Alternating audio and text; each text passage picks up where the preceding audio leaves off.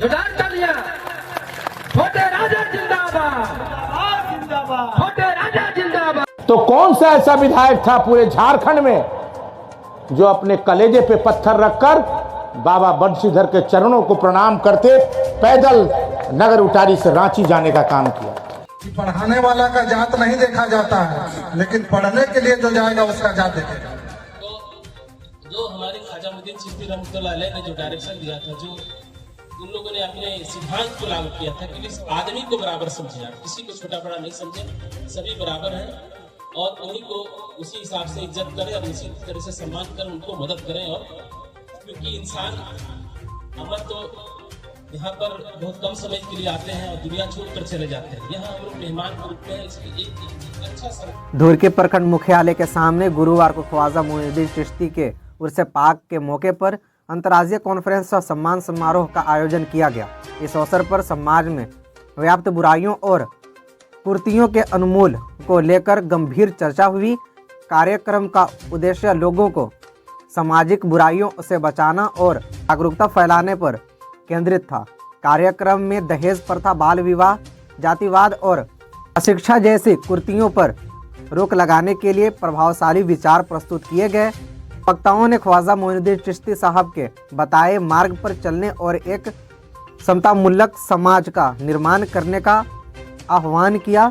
इस अवसर पर थाना प्रभारी उपेंद्र कुमार यादव ने कहा कि दहेज प्रथा, बाल विवाह, डायन प्रथा जैसी कुरीतियों पर रोक लगाना बेहद ही जरूरी है।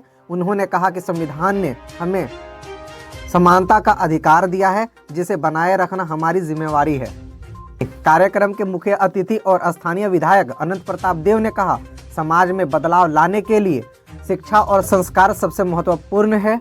हमें अपने बच्चों को अच्छी शिक्षा और बेहतर संस्कार देकर उन्हें समाज के लिए उपयोगी बनाना चाहिए। भविष्य में वे एसपी, सीओ या थाना प्रभारी बनकर समाज को नई दिशा दे सकते हैं। उन्होंने यह भी कहा कि राज्य सरकार महिलाओं को स्वावलंबी बनाने के लिए मैया सम्मान योजना जैसी महत्वाकांक्षी योजना सरकार चला रही है। कार्यक्रम का उद्घाटन मुख्य अतिथि विधायक अनंत प्रताप देव और विशिष्ट अतिथि ताहिर अंसारी ने किया। मुख्य संरक्षक हिदायतुल्लाह खान और पीर तरीकत अलहाज अमीनुल खुदा साहब किबला गया बिहार ने भी समाज में सुधार के लिए प्रेरक विचार साझा किए। इस अंतर्राज्यीय कॉन्फ्रेंस का आयोजन सोशल चेंजिंग मिशन कमेटी द्वारा किया गया। कार्यक्रम के माध्यम से दहेज प्रथा, बाल विवाह, जातिवाद और अन्य सामाजिक बुराइयों पर गहरी चिंता व्यक्त की गई। प्रवक्ताओं ने इन कुरीतियों को समाप्त करने के लिए सामूहिक प्रयास की अपील की। कार्यक्रम में कांग्रेस जिला अध्यक्ष उबैदुल्लाह हक अंसारी, धुरकी सीओ जुल्फिकार अंसारी, थाना प्रभारी उपेंद्र कुमार यादव, मुमताज अंसारी, जेएमएम नेता लक्ष्मण प्रसाद यादव, प्रखंड अध्यक्ष धीरेन्द्र यादव, शैलेश यादव, मुखिया महबूब अंसारी, जानकी सिंह, इस्लाम खान, मुन्ना कुमार भारती, वदूद खान और गयासुद्दीन अंसारी समेत बड़ी संख्या में लोग उपस्थित थे। मैं इस मिशन कमेटी के द्वारा आयोजित इस प्रोग्राम को कराने के लिए मैं इस पूरी मिशन कमेटी को बहुत बहुत धन्यवाद देता हूं। मैं अपनी जीवन में यह पहली बार देख रहा हूं कि किसी ने समाज का उत्थान के लिए उसके कुरीतियों से अशिक्षित लोग हो या शिक्षित लोग हो, दूर दराज के ग्रामीण हो, आसपास के लोगों को समाज में हो रहे नई नई कुरीतियों से जागरूक करने का प्रयास किया जा रहा है। मैं यहाँ उपस्थित सभी माताएं, बहनें, भाइयों एवं बच्चों से मैं आग्रह करूंगा कि जीवन में बहुत सारी कुरीतियां देखने को मिलती है और मिल भी रही है और मिलेगी। उसका निपटारा करने का हमारे विचार से एकमात्र रास्ता शिक्षा है। आज बाल विवाह हो, जाति प्रथा हो या अन्य कई कुरीतियां हो, वो सारा शिक्षा की कमी के कारण है। आज आप उदाहरण दीजिए कि कोई शिक्षित का बच्चा बाल विवाह करता हो। बाल विवाह कौन कर रहा है? जिसके यहाँ शिक्षा नहीं है। जातिवाद कौन कर रहा है? जिसके यहाँ शिक्षा की कमी है। आप बताइए कि एक एससी हो या एसटी हो या ओबीसी हो, अगर वो डॉक्टर पद पर है तो क्या वहां बड़े जाति के लोग या छोटे जाति के लोग जाने से इतराते हैं? वो कोई भी जाति का हो, अगर वो बड़े मंच का बड़ा खिलाड़ी है तो वहां जात पात सभी लोग भूल जाते हैं। लेकिन नीचे लेवल पे, गांव घर में, टोले में लोग एक दूसरे को लड़ाने के लिए कहते हैं, अरे वो फलना कास्ट है, वो फलना कास्ट है, उसके साथ क्यों खेलते हो, उसके साथ क्यों पढ़ने जाते हो? लेकिन उसको जो पढ़ाता है उसको एग्जाम्पल देने वाला इस क्षेत्र में बहुत कम ही मिलेंगे। कि पढ़ाने वाला का जात नहीं देखा जाता है, लेकिन पढ़ने के लिए जो जाएगा उसका जात देखेगा। ये कहाँ की कमी है भाई? तो इस चीज से मैं यहाँ उपस्थित सभी अभिभावकगण से अनुरोध करूंगा कि इस कार्यक्रम का उचित परिणाम अपने अंतर्भावना में ग्रहण करें और क्षेत्र में जाएं और लोगों को जागरूक करें और शिक्षा के प्रति जरूर जागरूक करें, ताकि अपने सामाजिक जीवन में हो रही कुरीतियां को वो अपने अंतरात्मा से झांके और उसका समाधान भी उसी शिक्षा से अपना निकाले। बहुत बहुत धन्यवाद। कार्यक्रम का जो उद्देश्य है बड़ा महत्वपूर्ण, बहुत गंभीर और सोचनीय और उस पर आत्ममंथन करने की जरूरत है। इस कार्यक्रम का आगाज ही इतना महत्वपूर्ण किया गया है। आप भारतीय संविधान की बात कर रहे हैं, आप हिंदुस्तान के जितने भी नागरिक हम लोग हैं, वो शिक्षा का अधिकार हम लोगों को सबसे महत्वपूर्ण अधिकार है। बगैर शिक्षा के मैं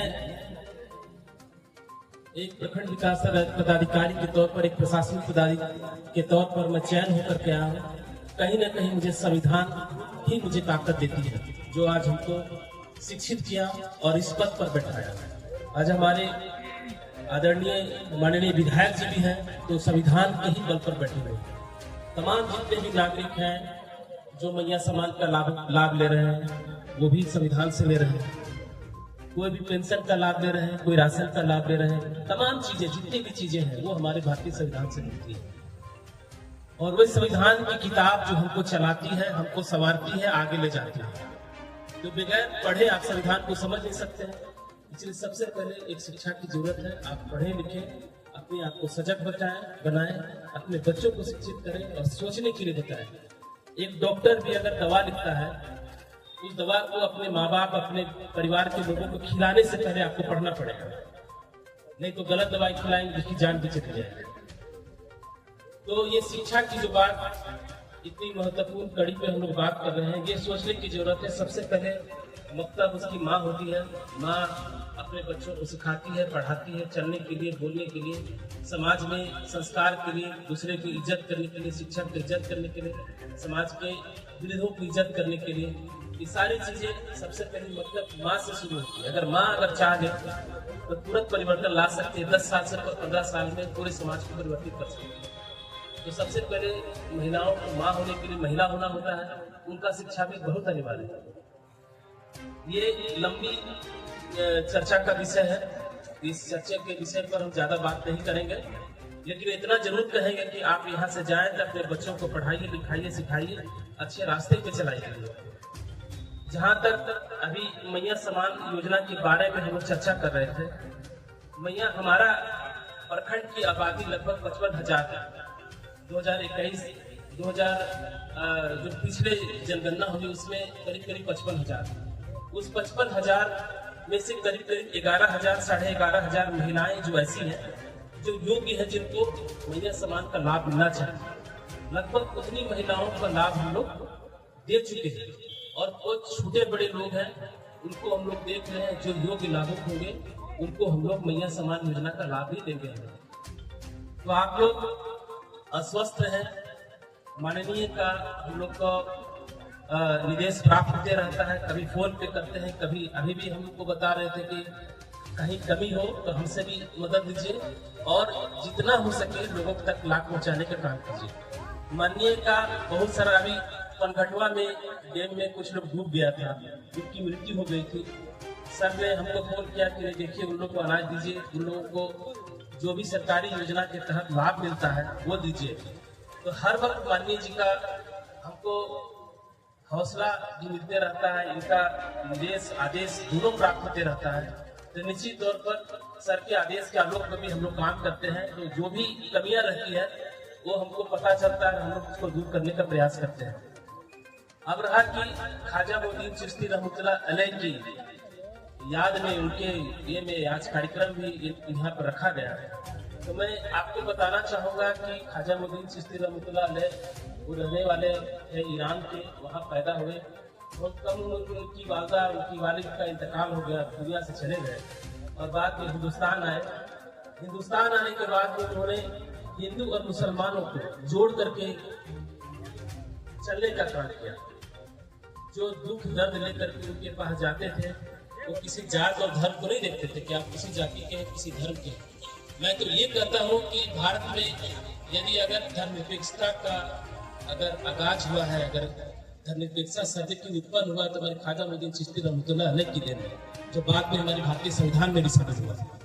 जो किसी भी इंसान का कदर करते हैं, किसी हिंदू मुसलमान या किसी का कदर नहीं करते। इंसान जैसे जरूरतमंद आते रहे, किसी के खून की जरूरत हो तो भाई थोड़ी पहचानते हैं कि हम हिंदू हैं कि मुस्लिम है, किसी की चाहे किसी को किसी के आंख की जरूरत है, किसी को किडनी की जरूरत है, किसी को लीवर की जरूरत है। क्या हम लोग पहचानते हैं कि ये मुस्लिम का है कि हिंदू का है कि ईसाई का है? हर वक्त चालाक लोग शासन करते हैं और हम लोगों को बांटने का काफी काम करते हैं सोसाइटी में। तो उनसे बचने की जरूरत है और एक अच्छे रास्ते पे चलने की जरूरत है। तो जो हमारे ख्वाजा मोइनुद्दीन चिश्ती रहमतुल्लाह अलैह ने जो डायरेक्शन दिया था, जो उन लोगों ने अपने सिद्धांत को लागू किया था कि इस आदमी को बराबर समझे, आप किसी को छोटा बड़ा नहीं समझे, सभी बराबर हैं और उन्हीं को उसी हिसाब से इज्जत करें और उसी तरह से सम्मान करें, उनको मदद करें। और क्योंकि इंसान अमर तो यहाँ पर बहुत कम समय के लिए आते हैं और दुनिया छोड़कर चले जाते हैं। यहाँ हम लोग मेहमान के रूप में हैं, इसलिए एक अच्छा संदेश दें, एक अच्छा संकल्प लेकर करके एक नए समाज के निर्माण में भूमिका निभाएं। क्योंकि काफी देर हो गई है, कुछ लाभुकगण भी यहाँ पर बैठे हैं, बहुत लोग बैठे हैं, माननीय भी बैठे हैं। तो कार्यक्रम को आगे बढ़ाने से पहले एक बार पूरा सारे लोगों को धन्यवाद देते हुए मैं अपने वक्तव्य को विराम देता हूँ। जय हिंद।